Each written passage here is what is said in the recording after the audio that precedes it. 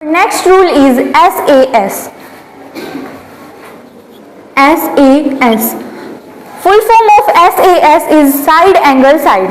तो देखो इसको हम एक थ्योरम से समझते हैं. Two triangles are congruent if two sides and the included angle of one triangle are equal to the sides and the included angle of the other triangle.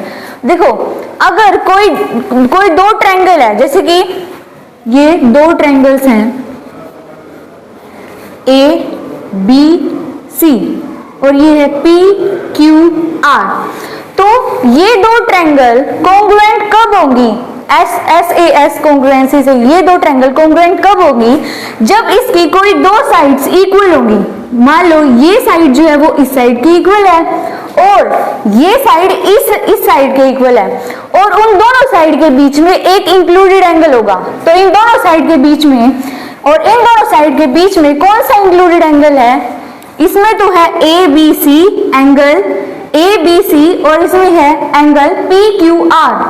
तो इसके अंदर क्या हो गया? जो AB है वो इक्वल है PQ के, BC है वो इक्वल है QR के और एंगल ABC वो इक्वल है एंगल PQR के. तो मीन्स इसके अंदर क्या हो गया? दो साइड और बीच में एक एक इंक्लूडेड एंगल इक्वल हो गया. तो हम ये बोल सकते हैं कि ये दोनों triangles by SAS congruency congruent हैं. ठीक है, अब हम एक एग्जांपल से समझते हैं. जैसे कि हमारे पास ये फिगर है, ठीक है, इसके अंदर हमें प्रूफ करना है कि जो ट्रायंगल BOC है और जो ट्रायंगल AOD है उसे हमें कॉन्ग्रुएंट प्रूफ करना है. तो हम उसे कैसे करेंगे? देखो इसके अंदर हमें गिवन क्या क्या है? AO है वो OB के इक्वल है तो एक साइड, ठीक है, और जो OC है वो OD के इक्वल है तो दूसरी साइड.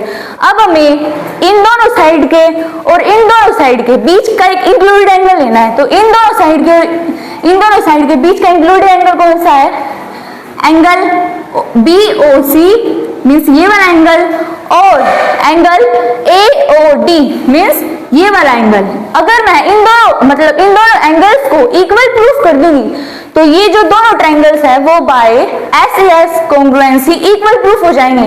तो देखो अभी जो ये वाले दोनों एंगल्स है वो इक्वल कैसे प्रूफ होंगे? ये एंगल इस एंगल के इक्वल है. क्यों है? क्योंकि ये दोनों एंगल क्या है? एक दूसरे के वर्टिकल अपोजिट एंगल्स हैं. ठीक है, तो देखो अब मैं लिख के बताती हूं. In triangle BOC and triangle AOD. अब OC है वो किसके इक्वल है? OD के. OC इक्वल है OD के. क्यों? क्योंकि ये हमें गिवन है क्वेश्चन में. फिर जो AO है वो इक्वल है OB के. AO is equal to OB, ये भी हमें गिवन है.